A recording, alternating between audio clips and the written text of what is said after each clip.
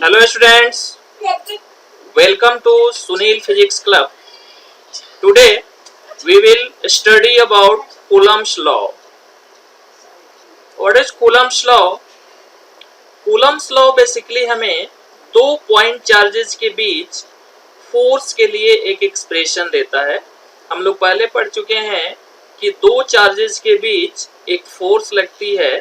That force can be attractive और repulsive. ये हमें पता है कि अगर दोनों चार्जेस की नेचर सेम है तो उन दोनों के बीच एक रिपल्सिव फोर्स लगती है, और यदि दोनों चार्जेस की नेचर डिसिमिलर है तो उनके बीच अट्रैक्टिव फोर्स लगती है।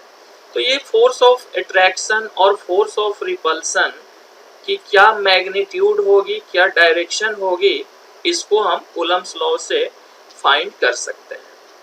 तो एक्चुअली कूलम्स लॉ होता क्या है, देखिए अगर हमारे पास दो पॉइंट चार्जेस हैं, सपोज एक चार्ज है Q1 और दूसरा चार्ज है Q2। ये दो पॉइंट चार्जेस हैं Q1 एंड Q2। इन दोनों के बीच सेपरेशन R है, right. Suppose charge Q1 charge Q2 पे एक फोर्स लगा रहा है F21 और चार्ज Q2 चार्ज Q1 पे फोर्स लगा रहा है F12। दोनों हमने सिमिलर नेचर के चार्जेस को कंसीडर किया है, इसलिए दोनों फोर्सेस रिपल्सिव है अपोजिट डायरेक्शंस में। अगर मान लिया जाए कि इन दोनों फोर्सेस की मैग्नीट्यूड F12 और F21 की मैग्नीट्यूड F है, दोनों फोर्स इक्वल लगता है। Q1 जितना फोर्स Q2 पे लगाता है, Q2 भी उतना ही फोर्स Q1 पे लगाता है। ऐसा नहीं है कि Q1 यदि 1 कूलम है, Q2 100 कूलम है, तो 1 coulomb charge Q2 100 coulomb charge पे स्मॉल फोर्स लगाएगा और Q2 100 coulomb charge Q1 1 coulomb charge पे ग्रेटर फोर्स लगाएगा। ऐसा नहीं होता है, बल्कि दोनों एक दूसरे पे इक्वल एंड अपोजिट फोर्सेस लगाते हैं। तो अगर हम दोनों फोर्सेस की मैग्नीट्यूड F मान लें, देन कूलम्स लॉ इस F के लिए एक एक्सप्रेशन देता है। तो इसका स्टेटमेंट पहले हम लिख लेते हैं। कूलम्स लॉ का स्टेटमेंट क्या है? स्टेटमेंट इसका क्या कहता है?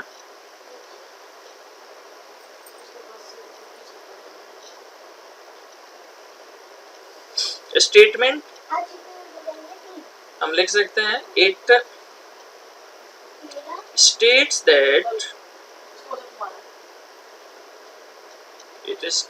that the force between two point charges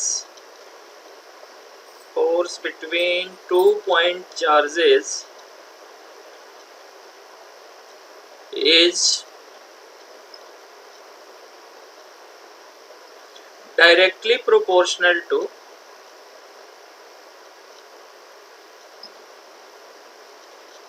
the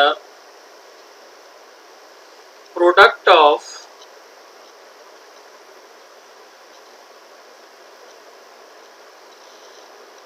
their magnitudes and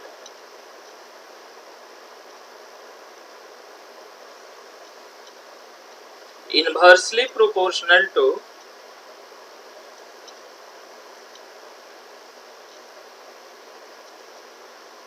the square of the distance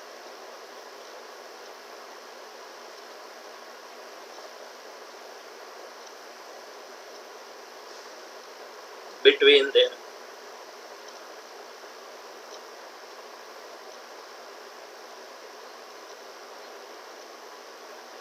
right. तो ये क्या बोलता है? It states that the force between two point charges is directly proportional to the product of their magnitudes and inversely proportional to the square of the distance between them. That is,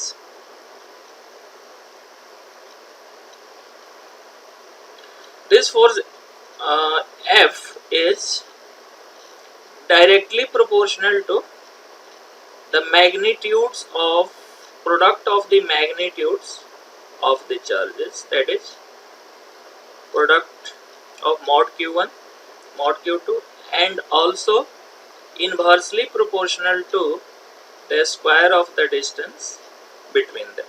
That is F proportional mod q1 into mod q2 and F proportional 1 by r square. ठीक है। अगर हम इन दोनों को एक साथ combined कर दें, देन F प्रोपोर्शनल आ जाएगा mod q1 mod q2 divided by r square क्या। एंड जब ये प्रोपोर्शनलिटी साइन को हम रिप्लेस करते हैं इक्वालिटी साइन से, देन एक कांस्टेंट ऑफ प्रोपोर्शनलिटी k आएगा यहाँ पे, k mod q1 mod q2 divided by r square. तो ये हमें कूलम्ब्स लॉ का एक्सप्रेशन मिलता है, that is F equals to K mod q1 mod q2 divided by r square. Okay, चलिए अब ये जो फोर्स का मैग्नीट्यूड है K mod q1 mod q2 by r square, ये मैग्नीट्यूड ऑफ फोर्स है। बट डायरेक्शन ऑफ फोर्स क्या है? Direction of force is always along the line joining the two charges। जैसे यहाँ q1 और q2 को ज्वाइन करने वाली जो लाइन है ये वाली, इसी लाइन के along फोर्स लगती है। फोर्स न तो इस डायरेक्शन में लग सकती है न इस डायरेक्शन में लग सकती है, बल्कि ऑलवेज ये लगेगी इस लाइन के along। Okay, the direction of the force is along the line joining the two charges, so we can write the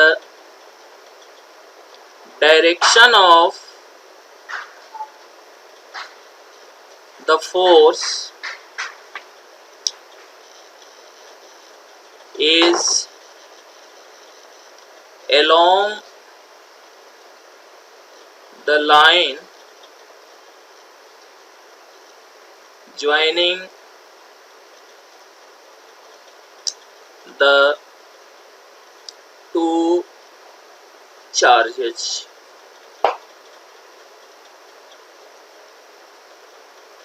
okay, चलिए अब जो कांस्टेंट ऑफ प्रोपोर्शनलिटी आता है कूलम्ब्स लॉ में, कूलम्ब्स लॉ का एक्सप्रेशन हमने क्या देखा? F equals to K mod q1 mod q2 divided by r square. ये कूलम्ब्स लॉ का एक्सप्रेशन है। इसमें magnitude of this constant k क्या होती है? k is equal to 1 divided by 4 pi epsilon naught. ये एप्सिलॉन नॉट क्या है इसके बारे में अभी हम बताएंगे। इसकी न्यूमेरिकल वैल्यू आती है 9 इंटू 10 टू द पावर 9, और इसकी यूनिट देखो यहाँ से क्या होगा, k की यूनिट अगर हम लिखें तो k हो गया FR square by mod q1 q2, F का यूनिट है न्यूटन, R स्क्वायर की यूनिट है metre square upon q1 q2 मतलब कूलम का स्क्वायर। ये न्यूमेरिकल वैल्यू होती है k की, ठीक है। बट ये जो वैल्यू है k की, ये किस में होगी? ये होती है वैक्यूम में। अगर दोनों चार्जेज को हम वैक्यूम या फ्री स्पेस भी बोलते हैं इसको, तो वैक्यूम और फ्री स्पेस के लिए k की वैल्यू है 9 इंटू 10⁹9। बट अगर इस पेयर ऑफ चार्ज को किसी मीडियम में रख देंगे तो k की वैल्यू हो जाती है 1/4 पाई epsilon not epsilon r। Epsilon r क्या है ये भी हम देखेंगे। ये कहाँ पे है? इन अ मीडियम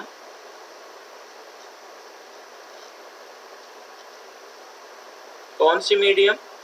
जिसकी relative permittivity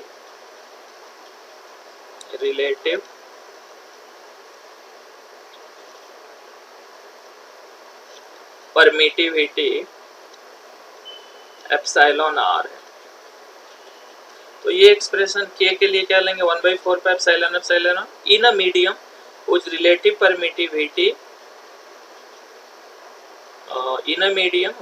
permittivity is epsilon r। ठीक है। अब एप्सिलॉन नॉट और एप्सिलॉन r क्या है? Epsilon not is called permittivity of free space। Epsilon r को, एप्सिलॉन नॉट को क्या बोलते हैं? Permittivity of free space. ये एप्सिलॉन नॉट है, इसको हम बोलते हैं परमिटिविटी ऑफ फ्री स्पेस। क्या बोलते हैं? Permittivity of free space. और ये एक कांस्टेंट होती है, इसकी न्यूमेरिकल वैल्यू लगभग होती है 8.87 इंटू 10⁻⁻12 और इसकी यूनिट ऑफ अपोजिट हो जाती है coulomb square upon newton metre square.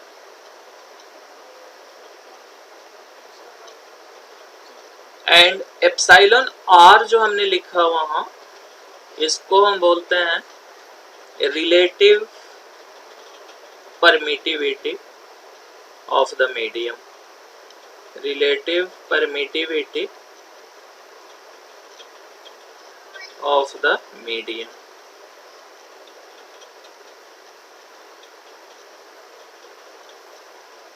चलिए, तो रिलेटिव परमिटिविटी ऑफ मीडियम क्या होती है? Basically relative permittivity of medium, permittivity of medium with respect to permittivity of free space होती है। इसलिए अगर परमिटिविटी ऑफ मीडियम एप्सिलॉन है तो relative permittivity epsilon divided by epsilon naught है। ओके, यहाँ पे ये जो एप्सिलॉन है ये क्या है? Epsilon is the absolute permittivity of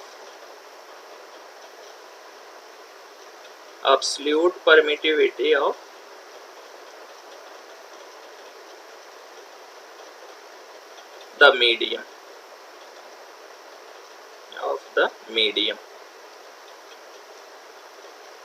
medium की परमिटिविटी एप्सिलॉन है और एप्सिलॉन नॉट क्या है? परमिटिविटी ऑफ फ्री स्पेस है। Then epsilon r is ratio of absolute permittivity of medium to permittivity of free space. इस रिलेटिव परमिटिविटी का एक और नाम है, ये जो relative permittivity epsilon r, it is also called dielectric constant of the medium। This is also called dielectric constant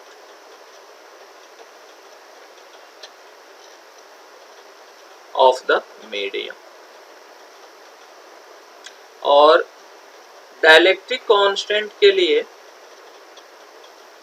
हम symbol के का ही यूज करते हैं, बट ध्यान रहे कि ये के जो हमने पीछे के लिया था उससे डिफरेंट है। डाइलेक्ट्रिक कांस्टेंट के लिए भी हम के लिखते हैं।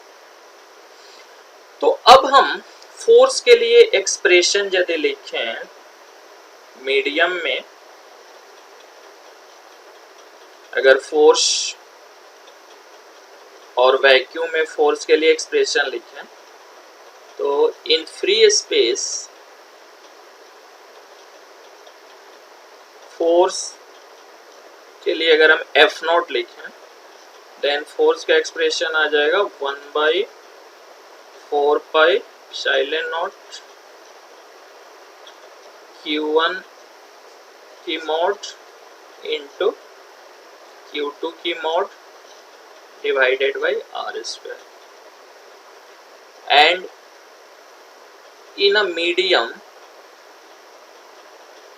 ऑफ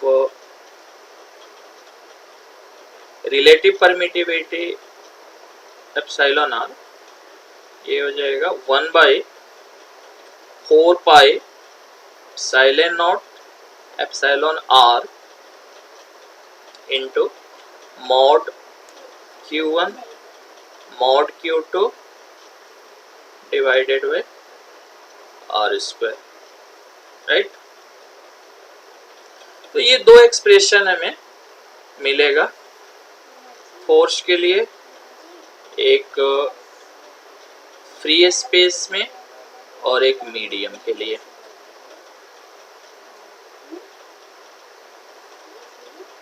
यदि हम इन दोनों को कंबाइंड कर दें, अगर हम इन दोनों को कंबाइंड करें, मतलब देखो बता देते हैं, दोनों F1 और F2 सॉरी F0 और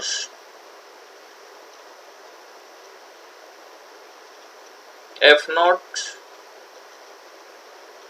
और Fm को रिलेट करें then obviously Fm will come out to be F0 upon epsilon r। तो फोर्स इन मीडियम क्या होगा, force in vacuum divided by epsilon R. इसका मतलब ये है कि अगर हम पेयर ऑफ चार्ज को किसी मीडियम में रखेंगे तो फोर्स वहां पे क्या हो जाएगी, कम हो जाएगी। जैसे मान लो यहाँ पे पेयर ऑफ चार्जेस है Q1 और Q2, ठीक है, यहाँ पे एक दूसरे पे फोर्स लग रहा है F नॉट। अगर इसी पेयर ऑफ चार्ज को हम किसी मीडियम में रख दें जिसकी डाइलेक्ट्रिक कांस्टेंट एप्सिलॉन आर है या रिलेटिव परमिटिविटी कर सकते हो, अगर यहाँ पे इस पेयर ऑफ चार्ज को हम रख देते हैं इस मीडियम में, तो अब इस पेयर ऑफ चार्जेस पे फोर्स लगने लगी है। अब ये फोर्स है F, ठीक है, इसकी परमिटिविटी रिलेटिव परमिटिविटी क्या है, एप्सिलॉन आर है इस मीडियम। तो इस फॉर्मूला से हम फोर्स को रिलेट कर सकते हैं। फॉर एग्जाम्पल वाटर के लिए एप्सिलॉन आर की वैल्यू होती है लगभग 81, therefore force in water will be F0 divided by 81, so that we can say that अगर हम एक पेयर ऑफ चार्ज को वाटर में सबमर्ज करेंगे देन फोर्स 81 टाइम्स हो जाएगी, राइट। तो इस तरह से हम दो चार्जेस के बीच फोर्स निकाल सकते हैं। थोड़ा सा मैं परमिटिविटी के बारे में बताना चाहूंगा। बच्चे इसमें कंफ्यूज होते हैं कि भाई ये परमिटिविटी होती क्या है। So what is permittivity?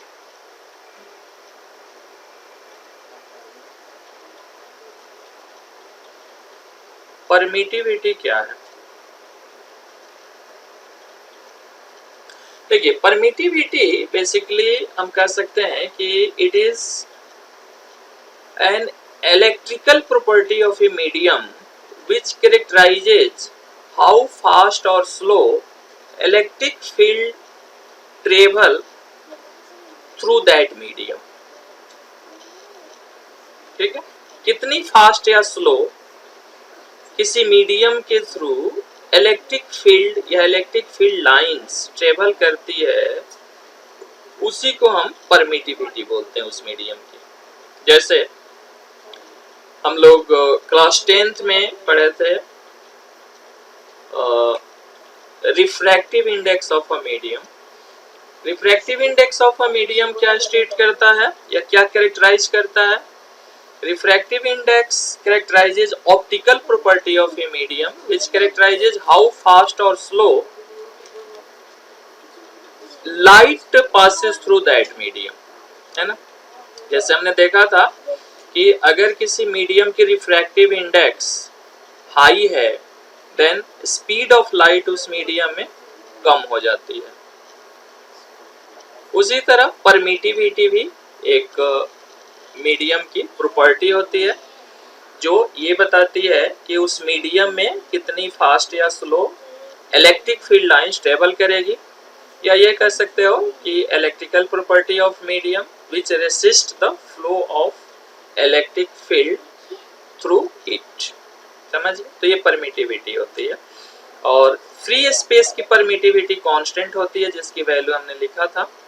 जैसे फ्री स्पेस में स्पीड ऑफ लाइट भी कांस्टेंट होती है जिसकी वैल्यू 3 × 10⁸ मीटर पर सेकेंड होती है, बट मीडियम में उसी के अकॉर्डिंग स्पीड कम होने लगती है उसके रिफ्रैक्टिव इंडेक्स के अकॉर्डिंग। ओके, सो परमिटिविटी बेसिकली हर मीडियम की अपनी अलग अलग होती है, उसको हम एब्सोल्यूट परमिटिविटी बोलते हैं। ठीक है, जिसको हम एप्सिलॉन से डिनोट करते हैं। बट रिलेटिव परमिटिविटी जैसे हमने देखा, absolute permittivity divided by permittivity of free space के बराबर होता है। मतलब हम कंपेयर करते हैं कि किसी मीडियम की परमिटिविटी फ्री स्पेस की परमिटिविटी के रिस्पेक्ट में कितनी है, और इसलिए हम रिलेटिव परमिटिविटी डिफाइन करते हैं रिलेटिवली। ओके, तो चलिए अब हम दो से ज़्यादा चार्जेस के बीच फोर्स कैसे निकालेंगे पढ़ते हैं। दो से ज़्यादा चार्जेस के बीच फोर्स अगर हमें फाइंड करनी हो तो जिस प्रिंसिपल को यूज करेंगे हम, that is called the principle of superposition.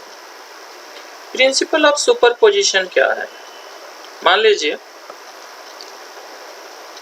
एक चार्ज है Q0, ये चार्ज है Q0।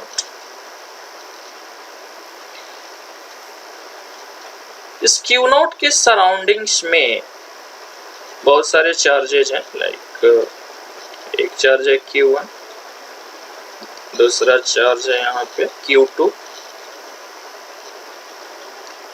थर्ड चार्ज है यहाँ पे सपोज Q3। देन इस Q0 चार्ज पे हमें नेट फोर्स निकालनी है। सपोज Q1 Q0 पे एक फोर्स लगा रहा है, इस डायरेक्शन में फोर्स लगेगी, F1 फोर्स लगा रहा है। सिमिलरली Q2 Q0 पे F2 फोर्स लगा रहा है, F2, and Q3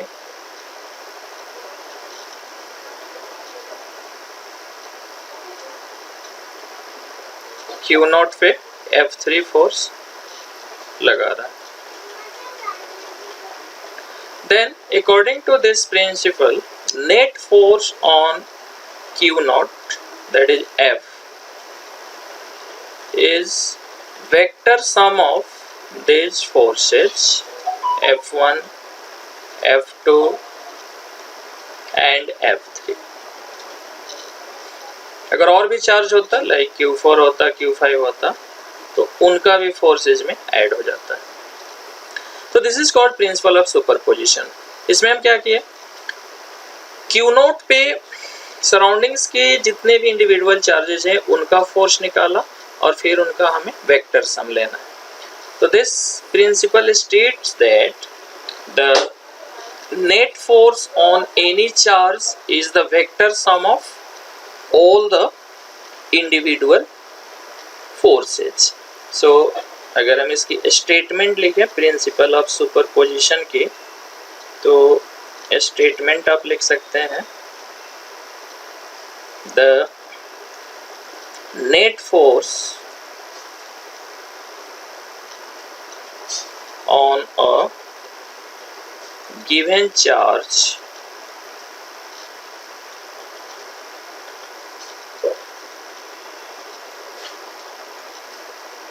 is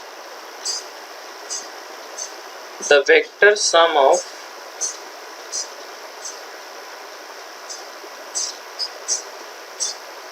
all the forces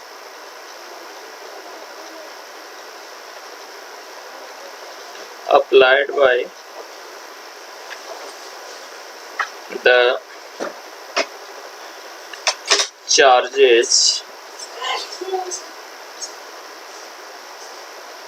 in the surroundings.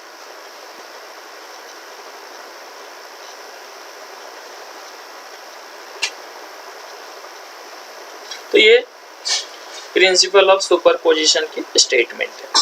अब क्वेश्चन है कि इस फोर्स की मैग्नीट्यूड और डायरेक्शन हम कैसे फाइंड करेंगे. ये जो हमारा net force F vector sum आ गया F1, F2, F3 and so on का, then how to find magnitude and direction of this net force. इसके लिए हम दो केस स्टडी करेंगे. केस 1 क्या करने जा रहे हैं, फाइंडिंग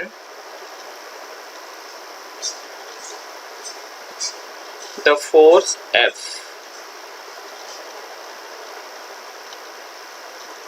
ये हम कैसे फाइंड करेंगे. सो दो केस हम पढ़ेंगे. Case 1,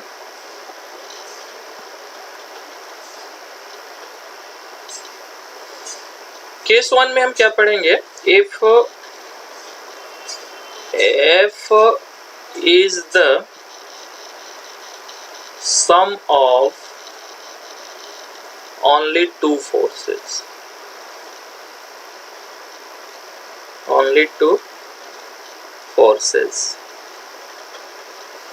then magnitude of F is given by, suppose ये जो फोर्स है F, ये दो फोर्सेज का रिजल्टेंट है F1 और F2 का. F1 एंड F2 दो फोर्सेज हैं. तो इसका रिजल्टेंट क्या होगा, अगर दोनों के बीच एंगल थीटा बन रहा है, देन पैरेललोग्राम लॉ हम पहले ही पढ़ चुके हैं. क्या होता है, F1 square plus F2 square plus 2 F1 F2 cos theta. And ये हमारा पैरेललोग्राम बन जाता है. This is the resultant force F.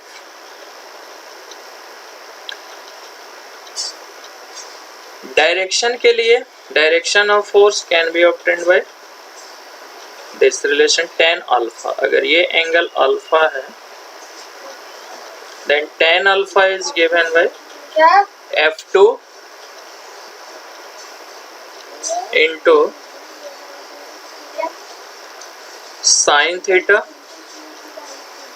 Divided by F1 plus F2 cos theta. इस फॉर्मूला से हम अल्फा निकाल सकते हैं। दूसरा केस हम देखते हैं,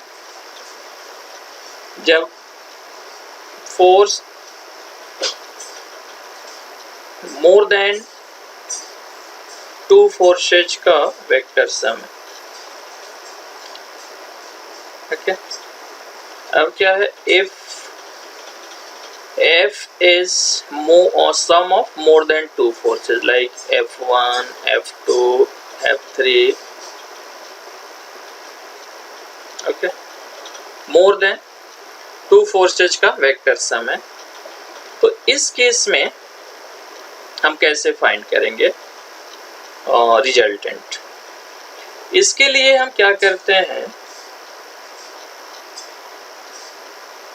सपोज इस पॉइंट पे नेट फोर्स काम कर रहा है, हमें फाइंड करनी है। इस डायरेक्शन में F1 लग रही है, इस डायरेक्शन में F2 लग रही है और इस डायरेक्शन में F3 लग रही है। ये कौन सा पॉइंट है, जिस पॉइंट पे हमें फोर्स निकालना है, नेट फोर्स। अब हम क्या करेंगे, इस पॉइंट को ओरिजिन मान लेते हैं।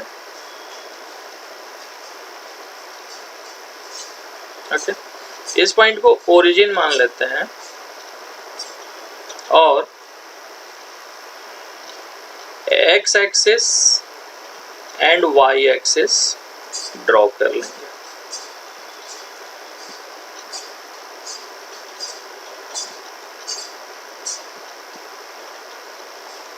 ये फोर्स F1 इसी के अलोंग लग रही है। ओके, अब हम क्या करेंगे, net force along X axis find करेंगे और net force along Y axis find करेंगे। तो देखो, net force along X axis को अगर हम Fx लिखें, एक्स एक्सिस के अलोंग एक तो फोर्स हमारा ये F1 लग रही है, तो F1 प्लस, देखो इस F2 का कंपोनेंट, अगर ये एंगल θ1 है तो F2 का कंपोनेंट एक्स एक्सिस के अलोंग क्या लगेगी, F2 cos थीटा लगेगी और y एक्सिस के अलोंग इसकी कंपोनेंट होगी F2 sin थीटा। सो F1 प्लस ये आ गया F2, θ1 है ये, F2 cos θ1।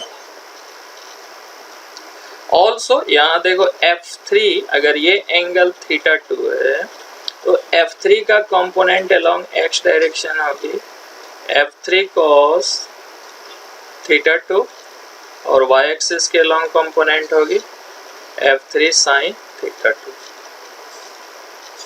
सो ये F3 cos θ2 नेगेटिव x में लग रही है, इसलिए यहाँ पे हम लगाएंगे माइनस और लेंगे F3 cos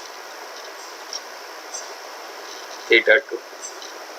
अब देखिए, y एक्सिस के अलोंग फोर्स अगर Fy है तो y एक्सिस पॉजिटिव y में एक तो फोर्स लग रहा है F2 sin θ1 और नेगेटिव में लग रहा है F3 sin θ2। तो अब हमारे पास दो फोर्सेज हैं, Fx और Fy, Fx एंड Fy, दोनों के बीच एंगल 90 डिग्री बन रहा है। देन अब हम नेट फोर्स फिर पैरेललोग्राम लॉ से निकाल सकते हैं। ये नेट फोर्स F है और नेट फोर्स F की मैग्नीट्यूड क्या होगी, under root Fx square plus Fy square. And direction की अगर हम बात करें, ये अल्फा है, तो इस नेट फोर्स की direction will be given by tan alpha is equal to, देखो ये एफ वाई है तो ये भी एफ वाई होगी और ये एफ एक्स है, तो this F Y by F X, F Y by F X. तो ये दो केसेस हम देखते हैं, पढ़ते हैं, और इन दो केसेस को अप्लाई करके मोर देन टू चार्जेस के बीच को हम कैलकुलेट कर सकते हैं। ओके, तो अब हम आगे देखेंगे कि कैसे फोर्स फाइंड करेंगे हम दो चार्ज के बीच या दो से ज़्यादा चार्ज के बीच। तो नेक्स्ट लेक्चर में हम कूलम्स लॉ को अप्लाई करेंगे न्यूमेरिकल प्रॉब्लम्स को सॉल्व करने के लिए। तब तक के लिए thank you, bye bye, thank you for watching.